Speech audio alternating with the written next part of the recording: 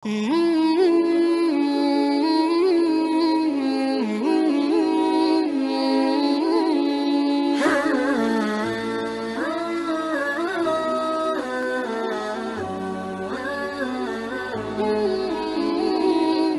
lanjut kepada acara selanjutnya, yaitu Tablighul Islamiyah yang pertama yang akan disampaikan oleh Al-Alim Al-Alamah Al-Mujahid Fisabilillah Al-Mukarram Kiai Haji Fakhrur Raji Al-Julani dari Banten. Al-waktu wal makan alaih, la tafadhal maskur. Sallu ala Nabi Muhammad. Al-badru alaina min saniyatil wada wajaba syukru alaina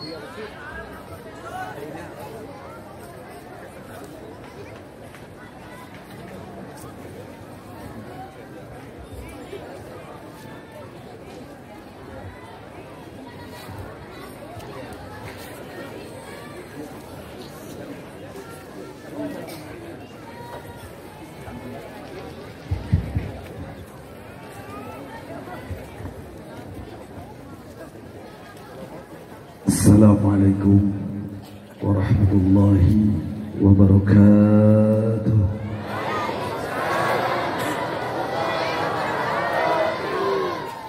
Alhamdulillahilladzi asra bi'abdihi laylan minal masjidil haram alladzi bi Bakkatal Mukarramah ilal masjidil aqsa alladzi barakallahu hawlahu. والصلاة والسلام على سيدنا وحبيبنا وشفيعنا ومولانا نبينا محمد صلى الله عليه وسلم بن عبد الله وعلى آله وصحبه ومن تبع هداه وسنته إلى يوم القيامة. أشهد أن لا إله إلا الله وحده لا شريك له وأشهد أن سيدنا ونبينا ومولانا محمدا صلى الله عليه وسلم عبده ورسوله لا نبي ولا رسول بعده الذي قد بلغ الرسالة وأدى الأمانة ونصح الأمة ودعا إلى سبيل ربه بالحكمة والموعظة الحسنة وجاهد في سبيل الله حق جهاده. Amma ba'du. Segenap para habaib, para alimil ulama, para ajengan, para kiai, segenap para kasepuhan yang sangat kita hormati dan kita cintai, yang sangat kita muliakan dan kita banggakan. Dan mohon maaf, pada kesempatan ini Al-Fakir tidak bisa dapat sebutkan satu persatu daripada nama, kemuliaan dan kebesarannya yang mudah-mudahan kita doakan. Semoga para tuan guru kita, habaib ulama kita, orang tua kita dipanjangkan umurnya dalam penuh ketaatan dan ketakwaan kepada Allah, diberikan kesehatan lahir dan batinnya, amin, dimudahkan dalam segala urusannya, amin, dan dimenangkan dalam segala perjuangannya, amin ya rabbal alamin. Beristimewa salam penghormatan saya sampaikan kepada segenap para panitia peringatan hari besar Islam tentang diisrokan dan dimirajkannya Nabi yang kita cinta, Nabi yang kita bangga, Nabi yang kita siap korbankan segala yang kita punya demi kemuliaan dan kehormatannya.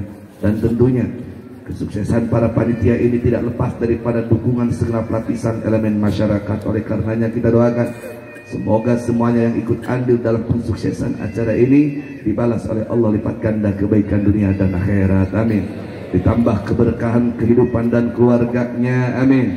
Dimurahkan rezekinya, amin ya rabbal alamin.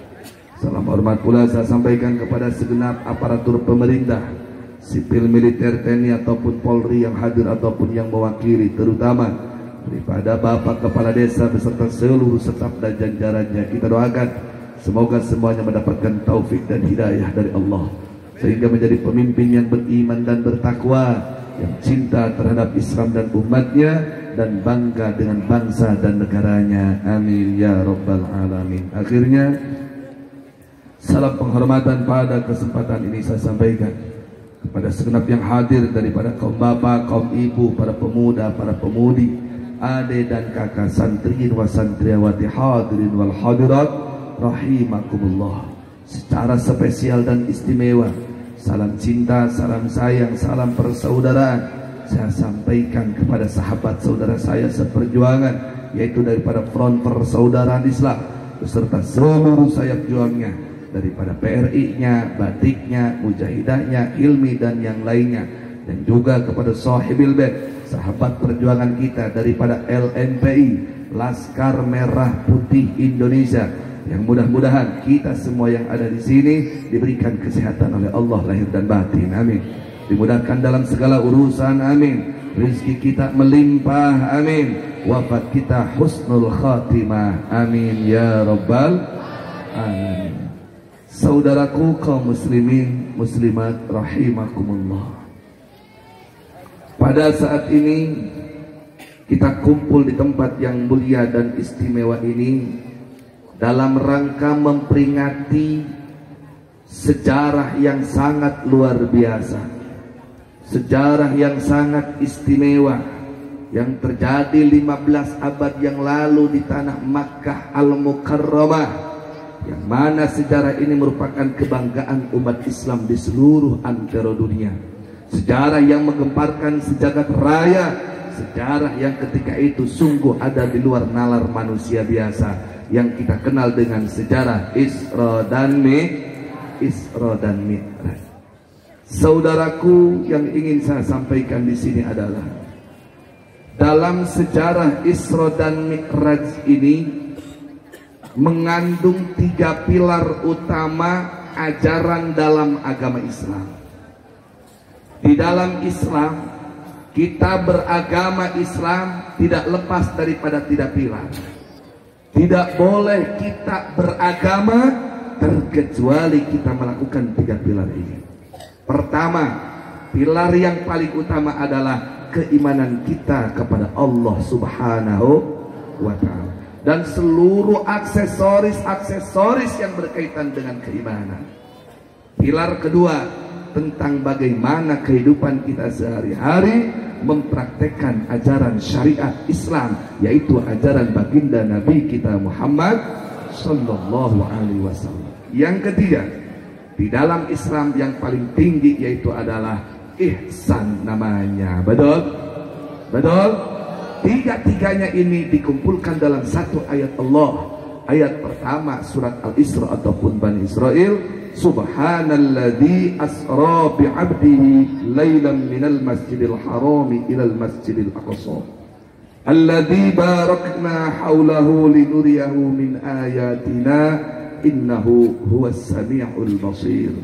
Shadaqallahul azim wa sadaqa rasuluhun nabiyul habibul karim wa nahnu ala dzalika minasyahidin wasyakirin walhamdulillahi rabbil alamin. Subhanalladzi, maha suci zat Allah, asra bi'abdi, yang memberangkatkan hambanya di tengah malam gelap gulita dalam sekejap mata, dimulai dari Masjidil Haram yang ada di Makkah hingga sampai ke Masjidil Aqsa yang ada di Palestina, yang saat ini sedang bertempur dengan laknat Israel durjana. Betul.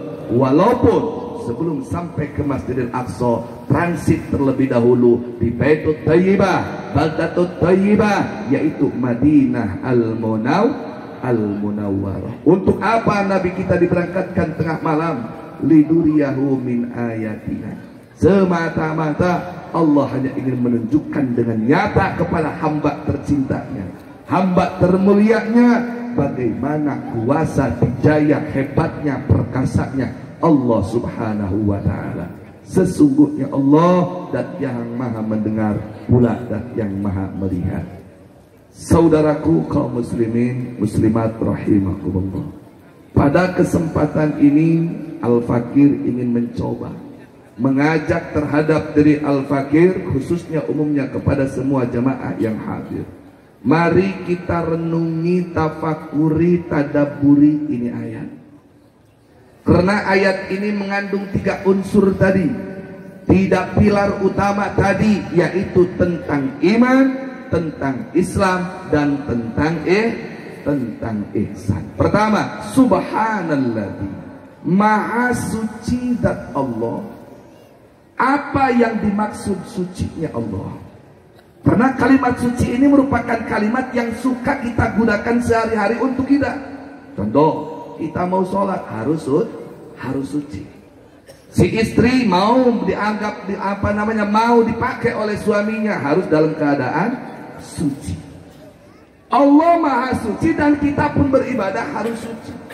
Apakah sucinya kita sama dengan sucinya Allah? Nah, ini berkaitan dengan keimanan. Kalau sucinya kita bersih daripada najis, bersih daripada hadas kecil, bersih daripada hadas besar, level tertingginya sucinya kita bersih daripada salah dan dosa. Betul. Apakah Allah maha suci bersih daripada najis? Apakah Allah maha suci itu bersih daripada salah dan dosa?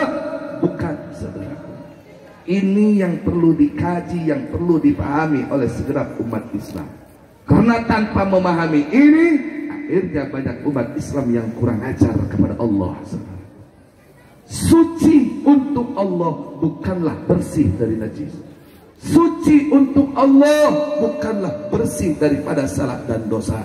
Tapi yang dimaksud suci dari untuk Allah adalah tanazzahallahu amma la yaliqu bihi. Allah dibersihkan dari segala sifat-sifat yang ada di makhluk, dan sifat tersebut tidak layak disematkan kepada Allah. Contoh, langit adanya di atas apa di bawah? Langit itu makhluk Allah bukan? Makhluk Allah bukan? Langit makhluk Allah, adanya di atas. Yakinkan Allah tidak di atas. Makanya orang Pasir Muncang ulah lege, ulah gede hulu. Bro, besok hari Minggu kita jadi gak ke puncak? Terserah yang di atas. Ayo tuh ngomong gitu. Ayo tuh ngomong gitu. Cangkemos bibir nanu gitu ya. Emang cacak di atas. Yang di atas itu makhluk Allah. Langit di atas, matahari di atas, bintang di atas. Dan itu semua adalah merupakan makhluk Allah. Dan tanazzahallahu amma la yaliqu bihi. Allah beda dengan makhluknya. Berarti Allah tidak di atas. Berarti lah begitu mah Allah dihanap. Ayo dihanap bumi apa langit? Bumi apa langit? Ayo bumi makhluk Allah lain. Berarti Allah tadihan. Berarti di tengah-tengah. Ayo di tengah-tengah hawa lain. Hawa lain. Hawa makhluk Allah lain. Berarti Allah tadi tengah. Apapun yang ada di makhluk, yakini itu tidak ada di Allah. Kenapa saya sampaikan ini? Kenapa saya ungkapkan ini? Karena akhir-akhir ini banyak umat Islam yang melakukan penodaan, penistaan dalam keimanan kepada Allah. Contohnya ada di suatu kampus, di suatu wilayah, mereka membuat spanduk kawasan bebas Tuhan. Artinya apa? Allah tidak berdaulat di tempat ini. Kurang ajar tidak? Kurang ajar tidak? Bahaya tidak? Jadi kalau ada yang seperti itu, biarkan atau lawan. Siap bela Allah, siap bela kesucian Allah. Betul, takbir. Karena tolong Bapak Ibu, sebelum anak dan cucu ibu diajarkan tentang urusan-urusan dunia, tanamkan dulu tentang keimanan. Ajarkan dulu tentang keimanan agar anak kita hidup di dunia bahagia, di akhirat menjadi ahli surga. Maha suci dan Allah. Artinya adalah tidak ada satupun sifat yang tidak pantas di Allah Subhanahu wa ta'ala. Asra bi'abdi, yang memberangkatkan hambanya yang mulia. Di sini kalimat abdi dipilih oleh Allah. Kenapa Allah memilih kalimat hamba, bukan kalimat Muhammad? Tidak seperti ini. Maha suci dan Allah yang memberangkatkan atau mengisrokan Nabi Muhammad, tidak. Atau bukan bi rasulihi, atau bukan bi nabihi, tetapi bi abdi. Allah yang maha suci yang mengisrokan hambanya yang mulia. Saudara, di sini peringatan kepada umat Islam. Sungguh pun kita wajib total cinta dan taat kepada Rasulullah. Wajib mengagungkan Rasulullah, wajib memuliakan Rasulullah, tapi jangan melewati batas. Sehebat apapun Rasulullah, seistimewa apapun Rasulullah, tetap yakini di dalam hati derajatnya sebatas hamba Allah. Jangan seperti orang-orang Nasrani, jangan seperti orang-orang kafir. Saking cintanya kepada Nabi Isa, akhirnya punya anggapan Nabi Isa bukan level hamba lagi, melainkan level Tuhan, salah satu Tuhan daripada tiga Tuhan. Dan umat Islam jangan sampai seperti itu. Saking cintanya kepada Nabi Muhammad, punya anggapan Nabi Muhammad anak Allah, punya anggapan Nabi Muhammad adalah sang pencipta. Bahaya, saudaraku. Wajib kita cinta Nabi Muhammad, wajib memuliakan Nabi Muhammad, wajib mengistimewakan Nabi Muhammad, tapi jangan sampai lewat batas. Tetap derajatnya Nabi Muhammad adalah hamba Allah. Saya mau tanya, Nabi Muhammad anak Allah apa hamba Allah? Anak Allah apa hamba Allah? Sang pencipta apa makhluk? Makhluk apa sang pencipta? Yakin? Tapi ingat, jangan keterlaluan juga. Jangan mentang-mentang keyakinan kita Nabi Muhammad sebagai hamba Allah, sebagai manusia, akhirnya kita punya rasa bahwa kita sejajar dengan Nabi Muhammad, kita satu level dengan Nabi Muhammad. Ingat saudaraku, Nabi Muhammad hamba Allah, betul. Nabi Muhammad manusia, betul. Tapi ingat, bukan sembarang hamba, bukan sembarang manusia, melainkan hamba yang paling mulia, hamba Abdulul Makhlukat alal itlaq, Nabiyuna Muhammadun sallallahu alaihi wasallam. Lah emang ada orang yang merasa serempel dengan Nabi Muhammad? Ada. Nabi Muhammad manusia, gua manusia. Nabi Muhammad makan, gua makan. Nabi Muhammad punya bini, gua punya bini. Ngapain kalian mengikuti Nabi Muhammad? Lebih baik ikut gua. Goblok kan? Tolol kan? Bahkan sampai-sampai ada kiai, sampai-sampai ada ustadz, sampai-sampai ada gus, dia merasa selevel dengan Nabi Muhammad. Bahkan dia menista Nabi Muhammad. Dia mengatakan di dalam ceramahnya, kalau saja di negeri Mekah ada pohon jambu, mungkin Nabi Muhammad nolong jambu. Kurang ajar deh, kurang ajar deh, goblok deh, tolol deh. Dia merasa selevel dengan Nabi Muhammad. Mungkin etak kiai keletika tukang maling jambu. Makanan nudih ke kanjeng Nabi Muhammad maling jambu. Na'udzubillahi min. Dan saat ini banyak yang ironisnya mereka mengaku sebagai umat Islam, tapi kurang ajar kepada Nabi Muhammad.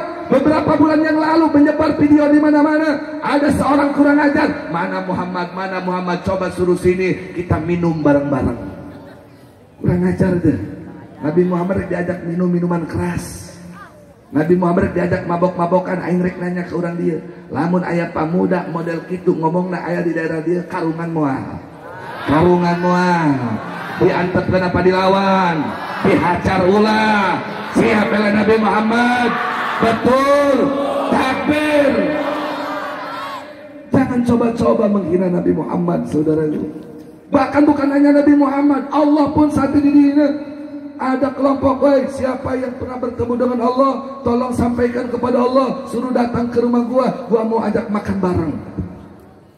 Sampai seperti itu terjadi di zaman ini, saudaraku.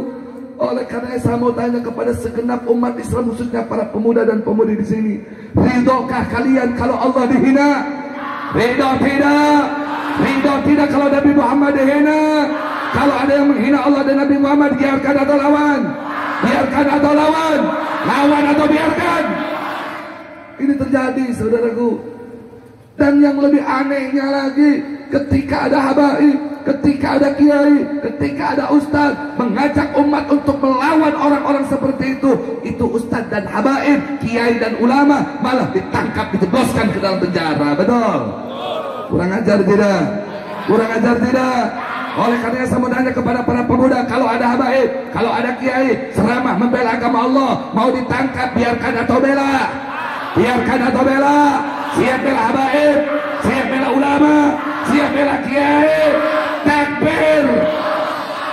Jadi hati-hati, saudaraku. Tapi ingat, tadi kalian sudah mengatakan siap bela Allah, siap bela Nabi Muhammad, siap bela ulama habaib yang istiqomah. Ingat, itu penuh dengan resiko. Siap tidak kalian menanggung resikonya? Siap tidak menanggung resikonya? Kenapa? Karena berat, Bu. Menanggung resiko berjuang di jalan Allah itu berat. Jangan pun kita lisan yang pasti dengan dusta, hati yang masih terhalang, wajah yang penuh dengan dosa. Rasulullah manusia yang tanpa cacat, manusia yang sempurna, tetap mengalami dan mendapatkan resiko yang luar biasa. Betul? Siap kalian dipenjara karena membela agama Allah? Siap kalian dibunuh karena membela agama Allah? Siap diusir karena membela agama Allah? Kenapa saya nyatakan itu? Karena resiko membela agama Allah minimal 3, saudaraku. Sampaikan jangan. Sampaikan jangan. Sekain namanya ulah dibedakan, bisi lumpat lain guna naon. Bedakan ulah. Silakan buka ayat 30 surat Al-Anfal. Faqala ta'ala, wa idh yamkuru bikal ladzina kafaru liyuthbituka aw yaqtuluka aw yukhrijuka wa yamkuruna wa yamkurullah wallahu khairul makirin. Wallahu alamu bimaradi wa haqiqati rabbi. Wa idh yamkuru bikal ngematuna ni budaya bika kalawan sampean Muhammad. Pangkorek-korekna jalema lamun ngaran Kanjeng Nabi disebut ngajedog bae teu daek maca sholawat. Wa idh yamkuru bikal ngematuna ni budaya bika kalawan sampean Muhammad. Sopa Aladina wake kaparukang pada kapriya si Aladina lius bitu katerpunya tangga bargolia Aladina kaparukai sampean Muhammad. Ayak tulu kata mustri atau matenia si Aladina kaparukai sampean Muhammad. Ayukhriju kata mustri si Aladina kaparukai sampean Muhammad. Wayam kurunalan pada dipudaya selani kapar wayam kurulolan nabalas dipudaya Allah sapa Allah wallahu alaihi Allah khairul makirina. Ikudat kang bagus-bagus saya terang-terang dat kang ngabales kabeh. Arti sarua jeung aing teh. Jadi ceritanya seperti ini. Dulu ketika Rasulullah diutus oleh Allah, itu ada dalam situasi kondisi yang menyedihkan dan mengerikan, di mana umat manusia dari kalangan bawah sampai kalangan atas itu sudah melupakan ajaran-ajaran Allah. Yang benar dianggap salah, yang salah dianggap benar, yang benar dihinakan, yang salah dipuja-puja, yang jahat dibela, yang baik dihina. Ketika itu, saudaraku, Allah ditinggalkan, ajaran kebenaran ditinggalkan, penguasa menindas rakyatnya, rakyat tidak peduli lagi dengan agamanya. minuman keras di mana-mana, perzinahan di mana-mana, pencurian di mana-mana, pembunuhan sudah menjadi hal yang biasa. Mirip gak dengan zaman ini? Mirip gak dengan zaman ini? Contohnya yang ditabrak, yang disalahkan, betul? Betul. Ada begal menyerang pengguna jalan, dilawan oleh pengguna jalan, begalnya kalah, pengguna jalan yang dipenjara, betul? Ada penguasa bukannya mensejahterakan rakyatnya, malah menyengsarakan rakyatnya, ada gak? Ada kiai bukannya bela agama Allah, malah bela imanuhum bi amplopihim, ada gak? Masyarakat sudah tidak peduli halal dan haram, yang penting dapat uang, banyak gak? Terjadi di zaman ini. Mirip dengan zaman dulu, zaman Rasulullah, saudaraku. Ketika zaman itu terjadi, Rasulullah diutus oleh Allah untuk mengajak semua umat manusia dari berbagai latar belakang dan kalangan, diajak kembali kepada ajaran yang benar, diajak kembali kepada syariat Allah, diajak kembali kepada ajaran Islam. Tapi apa yang terjadi, saudaraku? Lius bituka, justru Rasulullah malah dikriminalisasi. Contoh saat ini, umat sudah banyak yang lari daripada agamanya. Para penguasa tidak peduli dengan halal dan haram, rakyatnya pun begitu pula. Tiba-tiba tampil para habaib, tampil para ulama menyeru pada kebenaran. Justru lius bituka malah dikriminalisasi. Bagaimana Habib Bahar bin Ali bin Smith dipenjara berkali-kali, betul? Apa beliau pembunuh? Bukan. Apa beliau perampok? Bukan. Apa beliau pencuri? Bukan. Apa beliau penjahat? Bukan. Tapi justru beliau membela kebenaran di tengah-tengah situasi para penguasa dan masyarakat yang sudah tidak cinta dengan kebenaran, malah yang benar dijebloskan ke dalam penjara. Semoga Habib Bahar bin Smith panjang umurnya, amin. Ditambah keistiqomahannya, amin. Dilindungi dan diselamatkan jiwa darganya, amin. Dimuliakan lahir dan batinnya, amin. Ya Rabbal. Apalagi Imam besar Al-Habib Rizik bin Husain Shihab, betul? Berkali-kali di penjara, bahkan difitnah di mana-mana. Udah difitnah punya istri 15. Imam besar difitnah punya istri 15. Masya Allah, cakep gak itu fitnah? Di penjara gara-gara apa? Gara-gara ditanya, Habib, gimana kabarnya? Sehat apa enggak? Alhamdulillah, anak baik-baik saja. Bagaimana hasilnya, positif apa enggak coronanya? Anak belum tahu, tunggu hasilnya nanti keluar dari dokter. Doakan mudah-mudahan anak baik-baik saja. Bagus gak itu jawaban? Bagus gak itu jawaban? Beberapa hari kemudian keluar hasilnya, dinyatakan positif, dilaporkan ke orang Bogor ke polisi, ditangkap, dijebloskan ke penjara. Jahat teh orang Bogor, jahat teh orang Bogor, goblok teh anu gitu, tolol teh anu gitu, tolong teh anu gitu. Itu sunnah Nabi. Kenapa Imam besar sampai di penjara? Beliau bukan penjahat, beliau bukan bugat, beliau tidak gila kekuasaan, beliau tidak ingin jabatan, beliau hanya ingin penguasa dan rakyatnya kembali kepada ajaran Allah Subhanahu wa ta'ala. Karena kita doakan semoga imam besar kita dipanjangkan umurnya dalam sehat walafiat, amin. Dimudahkan dalam segala urusannya, amin. Dimenangkan perjuangannya, amin. Rezekinya melimpah ruah, amin. Keluarganya semakin berkah, amin. Pasukan-pasukannya diberikan kekuatan dan kemenangan oleh Allah, amin. Musuh-musuhnya dihancurkan dengan sehancur-hancurnya, amin. Ya Rabbal. Jadi jangan kaget, wahai para pemuda, kalau kalian semua berdiri tegak membela agama Allah, justru malah kalian dipenjara, justru malah kalian yang dianggap kriminal, justru kalian yang dianggap ekstrem, bahkan dianggap teroris. Saya mau tanya, kalau bela Allah, kalau bela Islam, kalau bela Nabi, kalau bela umat Islam, kita disebut teroris ya tidak? Disebut anarkis ya tidak? Disebut fundamentalis ya tidak? Disebut radikal siap tidak? Itulah resiko membela agama Allah difitnah di mana-mana, saudaraku. Dan bahkan bukan hanya diterorisasi, au yaqtuluka, bahkan dibunuh berkali-kali, saudaraku. Dulu Rasulullah ketika mengajak umat Islam kembali kepada ketika umat Ketika umat manusia diajak kembali oleh Rasul ke jalan Allah, ke jalan Rasulullah, malah justru Rasulullah mau dibunuh berkali-kali, saudaraku. Maka jangan kaget kalau kemarin-kemarin atau sekarang-sekarang atau yang akan datang, ketika ada habaib, ada ustadz, ada kiai, ada pemuda dengan tegak membela agama Allah, membela para pejuang-pejuang Allah, habaib dan ulama, justru mereka dibantai di tengah jalan. Betul? Betul. Samudanya, siap gak mati di jalan Allah? Siap gak mati membela habaib? Siap gak mati membela ulama? Siap mati membela agama? Takbir! Sekali lagi saya bertanya kepada para pemuda, wahai para pemuda, saat ini banyak ulama dan kiai yang tidak aman dalam dakwahnya, ditakut-takuti, diintimidasi, dikekang di mana-mana, dicegal di mana-mana. Saya mau tanya, kalian siap jaga ulama? Siap jaga kiai? Siap jaga habaib? Emang keuntungannya apa jaga ulama yang istiqomah? Emang keuntungannya apa jaga habaib? Emang kalian dikasih berkat sama kiai? Boro-boro bininya aja belum kenyang, betul? Emang kalian dikasih gaji sama habaib dan kiai sampai berani bela menjaga ulama dan kiai? Emang dikasih gaji sama kiai?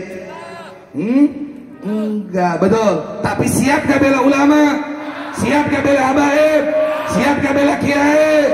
Apa keuntungannya, saudaraku? Keuntungan membela ulama, keuntungan membela kiai dulu, hampir 2000 tahun yang lalu, ada suatu kisah diabadikan di dalam Al-Quran, yang mana kisahnya kita kenal dengan Ashabul Kahfi. Dulu ada seorang presiden yang kurang ajar, namanya Dikyanus. Itu Dikyanus mengelola kerajaannya ketika itu sangat bagus dan luar biasa. Rakyatnya diberikan kesejahteraan, para kiai-kiainya dibiayai, dimodali. Namun entah kenapa tiba-tiba datang setan, asup kana awakna tepuguk-puguk ngaku jadi pangeran. Seluruh rakyat ketika itu wajib sujud menyembah kepada Dikyanus. Kiainya, abuyanya, jawaraknya, aparatnya, karena geus dihuapan bulu ku Dikyanus, akhirnya mereka sujud kepada Dikyanus. Hanya ada 7 pemuda, saudara. Hanya ada 7 pemuda. Mereka seorang ustaz, mereka seorang kiai, sekaligus sebagai pejabat tinggi di kerajaan tersebut. Mereka sadar Dikyanus sedang kesetanan. Dikyanus manusia biasa, dia bukanlah Tuhan. Daripada harus tunduk kepada Dikyanus, lebih baik saya harus lari buron kemana-mana. Itu 7 kiai buron. Buronnya bukan karena korupsi, tapi buronnya karena tidak mau sujud kepada manusia. Sujud kepada manusia, saudara. Akhirnya datang ke suatu perut, ke suatu kampung. Di kampung tersebut ada seorang penggembala sedang menggembalakan ternaknya. Ditanya oleh seorang penggembala, 7 pemuda, wajah kalian tuh wajah kota, tapi baju kalian udah compang-camping di mana-mana. Apa penyebabnya? Dijelaskan bahwa kami adalah dari ibu kota, kami punya presiden namanya Dikyanus. Dikyanus meminta rakyatnya untuk menyembahnya, kami tidak mau karena Tuhan kami adalah la ilaha illallah. Akhirnya si tukang angon tersebut, si penggembala tersebut ingin ikut dengan Ashabul Kahfi, ingin ikut dengan 6 pemuda tersebut.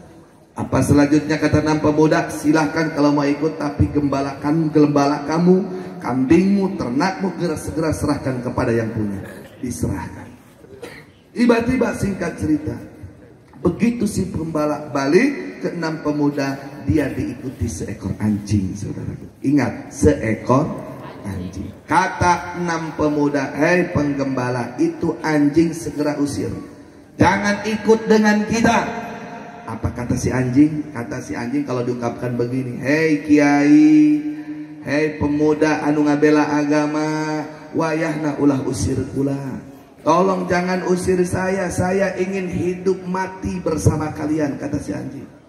Kiai melarangnya sampai ditimpukan eta anjing supaya ulah ilu ke eta anjing nuturkeun. Akhirnya cek anjing, cek 6 Ashabul Kahfi, silahkan ikut berangkat. Sampai datang ke satu gua. Kalau diungkapkan kata si anjing, wahai para kiai, silahkan istirahat di dalam gua, biar anjing anu ronda di hadapan gua. Lamun aya polisi, lamun aya tentara anu rek ngaroga halak kiai, moal bisa lewat kana ieu gua, lamun can bisa nyumpungkeun heuli ieu hulu ieu si anjing. Hebat eta anjing. Hebat eta anjing. Gagah eta anjing. Seekor anjing rela mati dia untuk kiai, rela mati untuk ulama, rela mati untuk pejuang Islam. Tidak ridho pejuang Islam dianiaya, saudaraku. Apa yang terjadi selanjutnya? Allah memberikan karamah, ditidurkan semuanya selama 300 tahun lebih. Dan alhamdulillah, tekad si anjing yang belum sholat, yang tidak sholat, yang tidak puasa, yang tidak ngaji, tidak baca Quran, karena dia rela mati membela ulama, akhirnya dinyatakan anjing tersebut sebagai penduduk surga. Di sini ada kias aulawi, saudara. Kalau binatang yang najis mughaladhahnya nomor 2, rela mati untuk ulama, rela mati untuk pejuang Islam, dijadikan sebagai penduduk surga, apalagi pemuda-pemudi umat Islam yang mau melaksanakan sholat, yang baca Quran, rela mati membela para ulama dan kiai. Betul? Siap bela ulama, siap bela kiai. Takbir. Apalagi kalau ada polisi, ada TNI di sini, ada Pak Polisi gak yang hadir? Pak Polisi, Pak TNI. Kalau abang-abang ini yang kerja siang dan malam menjaga rakyat, diniatkan karena Allah, menjaga ulama, menjaga kiai, benteng ulama, benteng kiai, rela melepas jabatan untuk ulama dan kiai, untuk para habaib, dijamin menjadi ahli surga. Siap bela ulama, siap bela habaib, siap bela kiai. Takbir. Nah, itulah salah satu letak kemuliaan orang-orang yang membela agama Allah. Jadi itulah salah satu rahasia kenapa kalimat hamba oleh Allah dipilih dalam sejarah Isra dan Mi'raj, supaya umat Islam tidak tersesat dalam kecintaan kepada baginda kita Muhammad sallallahu alaihi wasallam. Selanjutnya, Nabi kita diberangkatkan minal Masjidil Haram ilal Masjidil Aqsa. Tadi bagian keimanan, sekarang masuk pada teritorial Islam. Kenapa Nabi kita diberangkatkan dari masjid ke masjid, bukan dari satu istana ke istana? Ini merupakan hikmah yang sangat istimewa. Masjid adalah khairul buldan masajidwa, sebaik-baiknya tempat adalah masjid. Oleh karenanya, hei para pemuda dan para pemudi, jangan pernah tinggalkan masjid. Walaupun kalian ditakut-takuti, walaupun kalian diawasi dan diwaspadai karena menjadi ahli masjid, saudaraku. Kenapa saya katakan ini? Karena ada salah satu pejabat di daerah Jawa Barat yang mengatakan gampang untuk mencari teroris. Lihat saja mereka yang suka datang ke masjid, suka rajin ke masjid, jidatnya hitam, rajin baca Quran, mereka adalah teroris. Goblok tidak? Halal tidak? Bahaya tidak? Makanya jangan mau ditakut-takuti. Rajinlah datang ke masjid. Kenapa? Masjid adalah simbol Islam. Masjid adalah Baitullah. Masjid adalah syiar Islam, yang mana siapapun orangnya yang mau mulazamah di masjid, dialah akan menjadi orang-orang yang istimewa. Ngapain kita di masjid? Lain molor. Perbanyak ibadah, perbanyak baca Quran, betul. Apalagi saat ini Quran kita sedang dihinakan, betul. Lawan dengan membaca.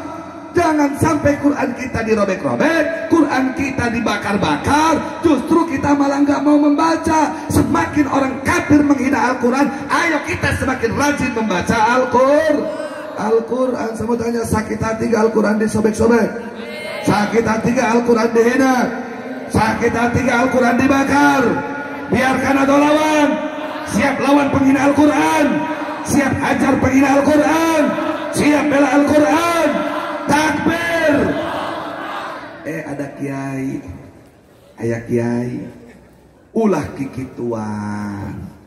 ulah duma demo enggeus doakeun bae supaya anu ngahina Al-Qur'an eta menang taufik hidayah di Allah. Aya teu kitu? Aya teu kitu? Ulah kudu demo-demo ka Jakarta nyinaon ja capek mending usaha menang jeung jajan anak pamajikan sarua bae eta ge ibadah. Aya teu kitu? Aya teu kitu? Jawab ulah. Yakin lamun aya ustad kiai ngomong kitu ataupun aparat ngomong kitu ieu mah pikeun pamuda ulah pikeun pamudi. Carana kumaha jawabna ulah ku dalil perkosa pamajikanana ku dalil. Perkosa pamajikanana. Wajana kiai keur ceramah ondangan asup kiai mah perkosa anak bikangna hopus ya perkosa. Wajana keur geunah perkosa jol bae kiaina. Larek nanya eta kiai rek ngamuk moal. Rek ngadat moal. Rek marah moal. Ulah kudu lumpat teruskeun. Ngomong bae tak kiai jawab kiai jangan salah paham. Saya tidak bermaksud menyakiti keluarga kiai. Justru saya ingin berbagi kenikmatan dengan keluarga kiai. Cocok tuh. Ulah rek nanya eta kiai rek narima apa rek marah? Jawab nu jujur rek narima apa rek marah? Teruskeun perkosa. Ngamuk kene tak kiai jawab bari merkosa terusnya bari ngalieu kiai jangan marah-marah lebih baik ke dapur ambil wudhu sholat hajat doakan saya dapat taufik hidayah arti eta kiai ka dapur rek ngalawudu apa rek nyokot bedog rek ngalawudu apa rek nyokot bedog. Mula rek nanya, mulia pamajikan kiai, mulia Al-Quran. Mulia pamajikan kiai, tak mulia Al-Quran. Al-Quran menjamin kita kemuliaan dunia dan akhirat, betul? Tapi pamajikan can pugu, ngabuadeg di dunia bagian liar, bener tuh? Contoh, salaki maleng, kamana usaha, bari ribu-ribu oge, kumaina mangariung deui bae di Bang Emok. Eta gitu. Begitu salaki datang ti pagawean, lain mah dibere kopi, kakala dibere bon hutang ke Bang Emok. Haram najis deh tapi kalau gitu. Ayo tuh gitu bu. Ayo tuh gitu. Gerak obat ibunya. Lamun tobat mudah-mudahan salakina sing loba duit kawin deui amin. Ya robbal. Jadi kaharti lain aing ditamerkosa pemajikan kiai dari mas semangat amat anu. Maksudna naon? Maksudnya ketika kita mencari nafkah untuk keluarga itu kewajiban betul. Tapi kewajiban kita selain daripada itu banyak. Al-Quran dihina pun wajib kita bela Al-Quran. Kalau para pemuda-pemudi saja yang jarang baca Al-Quran, bahkan mohon maaf jarang ngaji, jarang sholat, marah hatinya ketika Al-Quran dihina, betul? Siap mati untuk membela Al-Quran, betul? Kenapa para ulama dan kiai diam saja ketika Al-Quran dihina? Kenapa? Karena khawatir ada imanuhum fi amplop, imanuhum fil pulus wa illam yakunil pulus laleles hatta mampus. Tapi insyaallah para ulama, para kiai di sini adalah ulama-ulama yang istiqomah, amin. Ulama-ulama yang cinta kepada Allah, amin. Yang siap berjuang dan membela agama Allah dan Rasulullah, amin. Ya Rabbal alamin. Makanya ketika nanti saya mau tanya nih, ketika ada undangan aksi lagi nanti ke Kedubes Swedia, ke Kedubes ke Denmark, ke Kedubes Belanda, siap kita datang ke Jakarta. Siap kita datang ke Jakarta. Nanti bawanya bawa bensin, betul gak? Kalau mereka masih diam saja kita bakar itu tempat, betul? Demi Al-Quran kita siap korbankan segalanya, betul? Sekali lagi saya mau tegaskan, siap bela Al-Quran. Takbir. Masjidil Harami ilal Masjidil Aqsa. Untuk apa Rasulullah dipanggil? Linuriyahu min ayatina, agar Rasulullah melihat bagaimana hebat, gagah, perkasanya Allah Subhanahu wa ta'ala. Datanglah ke Masjidil Aqsa. Dari Masjidil Aqsa hingga naik ke langit pertama 2, 3, 4, 5, 6, 7 aras kursi, rab sidratil muntaha. Di Sidratil Muntaha atas ada satu arena yang disebut mustawa. Nah, ketika Rasulullah masuk mustawa, disinilah hakikatul ihsan terjadi kepada Rasulullah. Disitulah Rasulullah melihat kepada Allah. Ketika Rasulullah di luhur aras, di atas aras yang namanya mustawa, di situ Rasulullah bertemu dengan Allah. Ibu bapak, hati-hati dalam penjelasan ini.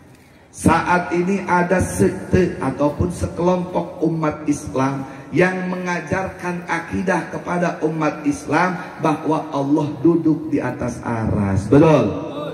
Padahal tadi sudah dijelaskan di awal pembahasan, maha suci dan Allah suci dari segala sifat makhluknya. Makhluknya di atas, Allah tidak di atas. Kalau di atas aras ucang-ucangan berarti sarua jemaah makhluk. Tapi tadi ceritanya begitu Rasulullah sampai ke atas aras bertemu dengan Allah, berarti Allah di atas aras. Itu salah paham. Yang di atas aras itu, yakinkan, yang di atas aras itu adalah Rasulullah. Ketika Rasulullah sampai di atas aras, Rasulullah bertemu dengan Allah. Rasulullah di atas aras, lain bapak-bapak jeung ibu-ibu contohnya. Paham? Rasulullah di atas aras, bukan Allah. Contoh, begitu mubalik naik ke luhur panggung, kapangi jeung jamaah. Mubalik di luhur panggung lain jamaah. Paham? Ketika Rasulullah sampai ke atas aras bertemu dengan Allah, Rasulnya yang di atas aras, bukan Allahnya. Allahnya di mana? Di azali mala awalalau, bukan di alam. Kenapa? Karena aras masih lingkaran alam. Intinya saudaraku, tanamkan keimanan yang benar, praktekkan keislaman yang benar, praktekkan keisanan yang benar. Dan itu semua tidak bisa kita lakukan terkecuali tahu bagaimana cara beriman, berislam dan berihsan. Tidak mungkin kita tahu terkecuali kita mau melaksanakan ngaji. Tidak mungkin kita mau melaksanakan ngaji kalau tidak cinta terhadap ulama dan kiai. Berarti gerbang utamanya adalah cintai ulama dan kiai. Cintai para santri yang akan menjadi generasi ulama dan kiai. Akhirnya disuruh pulang kembali oleh Allah, membawa oleh-oleh sholat lima waktu. Aqimis sholata tarafayin nahari wa zulafan minal lail, innal hasanati yudhibna as-sayyi'at, dzalika dzikra lidzakirin. Laksanakan sholat lima waktu. Siap tegakkan sholat lima waktu. Siap jalankan sholat lima waktu. Yakin, betul, takbir, sallu ala nabi, Allahumma salli wa sallim wa barik alaihi wa ala alihi wa sahbihi. Hanya itu yang dapat saya sampaikan. Terima kasih atas perhatiannya. Mohon maaf atas segala kurang dan lebihnya. Pesan sekali lagi terakhir, jangan tinggalkan ngaji. Cintai ulama, habaib dan kiai yang istiqamah. Hadanallahu wa yakum ajmain. Wassalamualaikum warahmatullahi wabarakatuh.